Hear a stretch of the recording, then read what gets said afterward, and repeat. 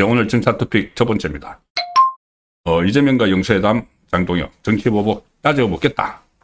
자, 오늘 제가 낮에 전해드린 대로 이재명과 여야 대표가 일단 8일 날, 다음 주 5월 날 오찬을 겸한 회동을 가진다. 이것은 이재명이 계속 요구를 했던 것이죠. 자기 이제 미국 갔다 와서, 일본 미국 갔다 와서 외교 성과를 공조하자. 말 보통 그렇게 합니다. 과거 대통령들도. 그런데 특히 뭐 성과가 있으면 이렇게 공유를 해서 앞으로 어떻게 한다는 것이 있는데, 이번에는 아무런 성과도 없죠. 그냥 성과 있다고 자화자찬을 하면서 그 자리를, 또 이것을 한번 지지층에게 그런 모습을 보여주려고 자리를 만드는 것인데, 여야 대표 같이 오찬을 하자 이렇게 했습니다. 그러니까 여야 대표라면은 이 정청래도 같이 한다는 이야기죠. 그런데 장동혁 대표 쪽에서 계속 영수회담을 요구를 했죠. 영수회담을 하자. 그래, 그것을 만약에 이 자자천 하는 자리를 갖고 싶으면은 거기에 내 참석해 줄 테니까, 그 대신 시간을 따로 내서 둘이서 만나자. 그게 이제 영수회담이죠. 그 이재명이 윤석열 대통령 당시에 10번 이상이나 영수회담 하자 졸랐죠. 그 영수회담 하자. 단둘이서 하자. 그래서 이제 조건으로 자자찬 하는 거 들어주겠다. 이렇게 된 거죠. 그래서 이재명도 무슨 그래도 그런 자리를 좀 만들어야지, 뭔가 첫 번째 방문은 아니지만 어쨌든 자기 미국 갔다 와서 내 이런 것을 했다고 홍보를 하려고 그거 들어줬습니다. 그래서 일단 월요일 날 점심은 정청래와 장동혁, 그리고 이재명, 그리고 참모들 한 2사람씩 해서 한 9명이 점심을 먹고 나서, 그 다음에는 장동혁, 이재명 단독 독대를 해서 영수회담을 하게 됩니다. 그 영수회담에 이 참모들이 또 들어갈지는 모르겠지만 어쨌든 정청래는 빠집니다. 빠지고 영수회담을 하게 되죠. 자, 그러면은 그것이 전국을 반전시킬 수 있는 하나의 저는 계기가 된다고 봅니다. 거기서 장동혁이 할 말을 다 해야죠. 장동혁 대표가 할 말을 다 하고, 그것이 이재명이 얼버무리면 얼버무리는 대로, 답변을 회피하면 회피하는 대로, 변명을 하면 변명을 하는 대로, 그것은 국민이 다 알게 됩니다. 그래서 뭐가 문제인가? 이재명 정권 석 달 동안 지금 이어왔는데 뭐가 문제인가? 자, 그 부분을 국민에게 알리는 효과가 있죠. 그리고 거기에 대해서 완전히 소기의 경읽기처럼 이렇게 결과가 나타나면은 그때부터는 방법을 달리해서 장애로 나가서 국민에게 직접 호소를 하는, 자, 그런 방법밖에 없습니다. 그래서 8일 날 영수회담이 상당히 의미가 있다고 봅니다. 일단 8일 날 12시에 오찬을 겸해서 용산에서 진행이 되고, 특별한 의제를 정하지 않았다. 자유롭게 진행된다. 이렇게 지금 용산에서 이야기를 합니다. 그리고 점심은 정청래, 장동혁, 그리고 각 당의 대변인, 비서실장, 용산에서는 강훈식 비서실장, 우상호 정무수석, 이렇게 9명이 이 자리를 하는데, 일단 9명 자리 해도 상당히 좀 어색한 그 분위기가 표출이 될 겁니다. 왜 그러냐면은 정청래가 전이 한 달 동안 악수를 안 하고 있죠. 실제로 진짜 안 하고 있습니다. 나는 사람하고만 악수해. 그래서 국민의힘은 사람이 아니야. 그래서 악수 안 해. 대한민국에는 야당이 없어. 이런 오만방자하고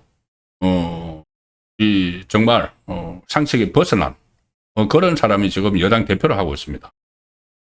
이재명도 상당히 난감할 겁니다. 정청래에 대해서.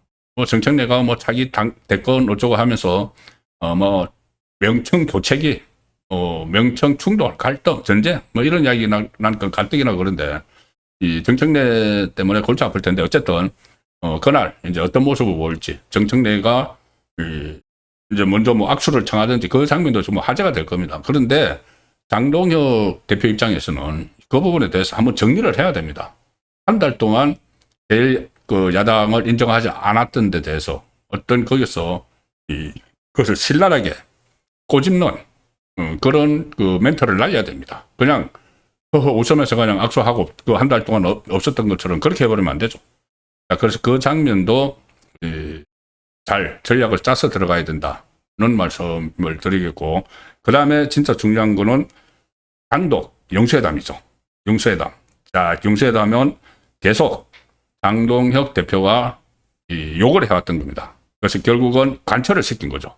그러면 확실한 전략을 가지고 여기에 이제 접근을 해서 국민에게 알릴 부분을 반드시 잘 숙고를 해서 전략을 짜서 들어가야 됩니다. 이게 어떻게 보면 장동혁 체제의 가장 큰 중요한 시험대가 될 수가 있죠. 지금 국회의원 경력 이제 그 재선인데 실제로는 보궐선거 통해서 처음 들어왔으니까 1.5선 당대표 경력이 좀 일천하다. 과연 할 수 있을까? 전투력을 발휘를 할 수 있을까? 이런 그 우려도 있죠. 실제로 있습니다. 부분적으로. 그렇다면 그것을 이번에 불식시키는 그 역량을 보여줄 절호의 기회다. 이렇게도 볼 수가 있습니다. 앞으로 임기 2년인데 이번이 가장 중요한 고비를 장동혁 개인적으로 맞았고, 그리고 장동혁 대표가 어떻게 하느냐에 따라서 앞으로 전국 흐름이 달라집니다. 얼마나 이재명의 약점을 하고 들어가서 이재명을 코너로 모는지, 코너로 몰 수 있을지, 그런 부분들이 관전 포인트가 되는 겁니다. 일단 제가 오늘 낮에 말씀드렸기 때문에 간략하게 이거 그 장동혁 대표가 뭐를 제기를 해야 되는가 하면은 크게 보면은 세 가지죠. 제가 계속 이야기하고 있는 겁니다. 하나는 이 정치보복. 세 개의 특검을 풀 가동시켜서 이재명이 계속 특검과 본인에 대해서 거리를 막 두고 트럼프 앞에서 거짓말하고 국회에서 이 특검은 임명한 거다. 이렇게 막 거짓말하고 실제로는 본인이 임명을 했죠. 그 특검 활동을 민주당이 하는 거지 나하고는 상관없다. 이렇게 좀 어떻게 보면은 뻔뻔하게, 속된 말로 뻔뻔하게 거짓말을 하는데, 이거 특검 이재명이 대표하면서 후보 시절에 다 준비해놓고 그 다음에 취임하고 나서 민주당이 가장 먼저 그 다음날 취임 다음날 통과시킨 게 세계 특검법입니다. 이재명 작품이죠. 그런데 이 특검이 지금 정치보복으로 흐르고 있죠. 국민의힘 의원들 10명 이상을 이 수사 대상에 집어넣고 압수수색 막 하고, 그 부분을 따져야 됩니다. 그 부분을 확실하게 따져야 됩니다. 이건 정청래가 있는 데서 따져야 됩니다. 그리고 그 단독 영수회담에서도 반드시 다시 한번 상기를 시켜야 되는 부분이고, 또 하나는 법안이죠. 법안 무더기 처리하는 거.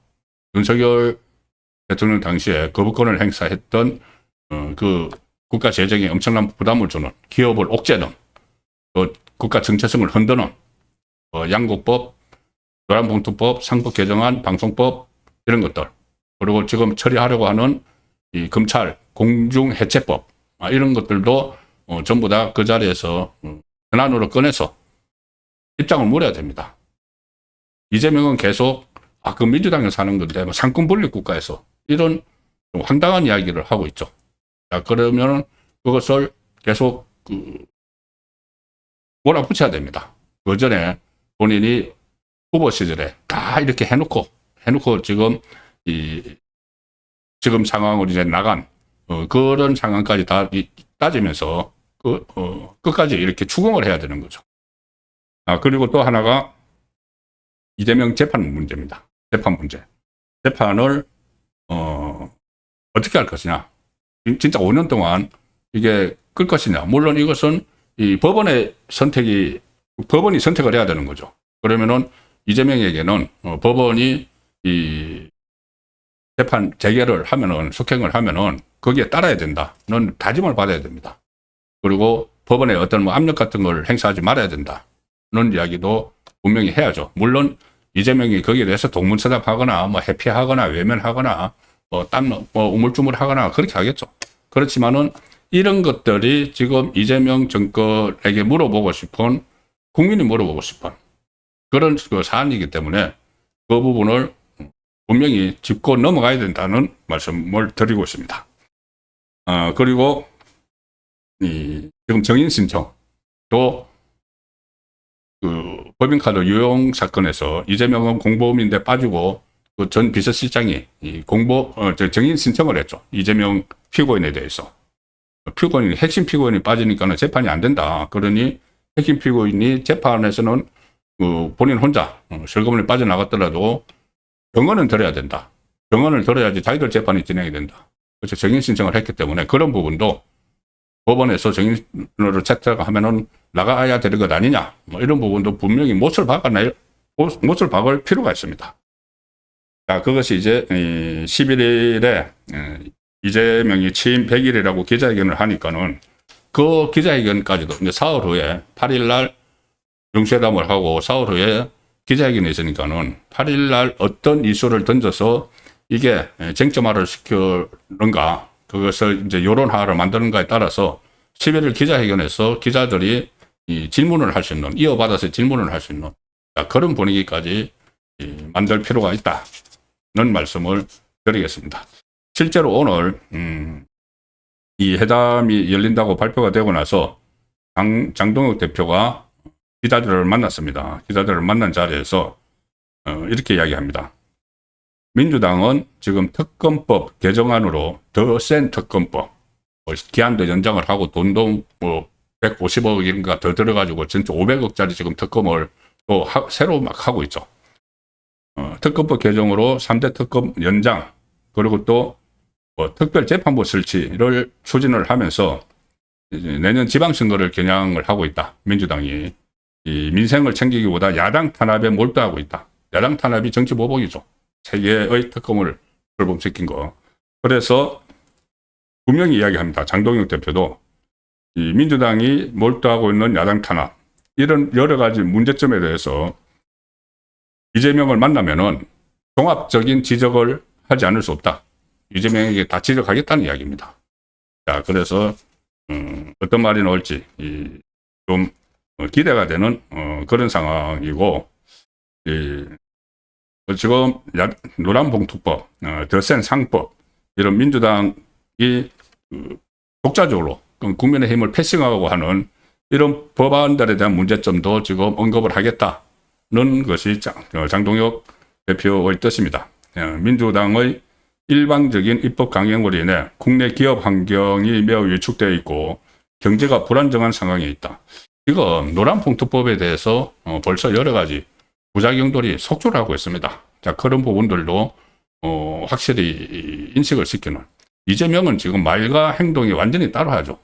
말로는 뭐 기업 프렌들리 해가지고 대기업 총수들 계속 불러서 사실상 미국에 투자하는 거 뭐 분담시키고 배당 할당 주고 막 이렇게 하는데, 그러니까 대기업 총수들을 계속 만나고 미국도 같이 가고 하면서 대기업의 활동을 옥죄는 그런 법안들을 민주당이 막 처리를 해서 통과를 막 시키고 있죠. 거기에 대해서 이재명은 또 거부권도 행사를 안 하니까 그게 이제 법령이 돼버리는 겁니다. 그러면 이게 계속 쌓이면은 우리나라 경제가 굉장히 어려워집니다. 그런 부분들을 좀 아주 현장의 그 의견을 많이 들어서 이것을 이재명에게 따지고 캐묻는 그런 자리가 되어야 될 걸로 봅니다. 회담에서 이재명이 여러 가지 이제 현안 쟁점에 대해서 정치 보복이든지 아무래도 재판 속형 문제까지 여기에 대해서 분명한 자세 변화 이런 것을 보이지 않으면은 그 다음에는 그 회담의 결렬 선언을 해야 됩니다. 그냥 어중간하게 해가지고 뭐 앞으로 뭐 자주 만나서 뭐 이런 이야기, 그러니까 지금 한때가 아니죠. 지금 우파 진영을 완전히 괴멸시키고 국민의 힘을 없애버리겠다는, 공중분해시키고 해체시켜버리겠다는 그런 말들이 계속 나오는 상황에서 그냥 좋은 게 좋다는 식으로 정례 회동을 갖기로 하고 앞으로 뭐 자주 수기를 하기로 했다. 이것은 그냥 넘어가는 겁니다. 그래서 거기서 확실한 입장 변화, 자세 변화가 안 되면은 이 장애투쟁 그리고 또 재판 속행 서명운동을 반드시 들어가야 됩니다. 재판 속행 서명운동. 이게 이재명의 가장 아킬레스건이 재판이죠, 재판. 언제든지 이것이 이재명 지지율이 떨어지면 할 수가 있는 거고, 이 법조계에서, 그러니까는 법원에서 어떤 결심만 정말 법원이 사법부가 붕괴된다. 우리나라가 완전히 독재국가가 된다. 이런 판단을 법원에서 하게 되면은 재판 속행하면 됩니다. 하면은 그걸 막을 수가 있습니다. 그렇기 때문에 지금 만약에 좀 그냥 대충 물에 물 탄듯해서 지나가 버리면은 앞으로 계속 코가 끼게 됩니다. 이재명 정권에게 코가 끼어서 야당 역할을 못하게 되죠. 그래서 이것은 단순한 영수회담 이런 게 아닙니다.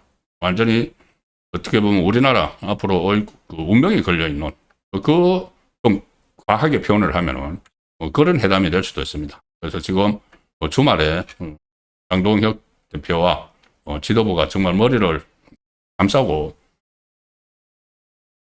어떻게 접근을 하고 이재명에게 따질 것인지, 자, 그런 부분들을 준비를 철저히 해야 된다는 생각입니다. 그렇지 않으면은 이 독재, 폭주가 더 심해질 수밖에 없는 상황이죠.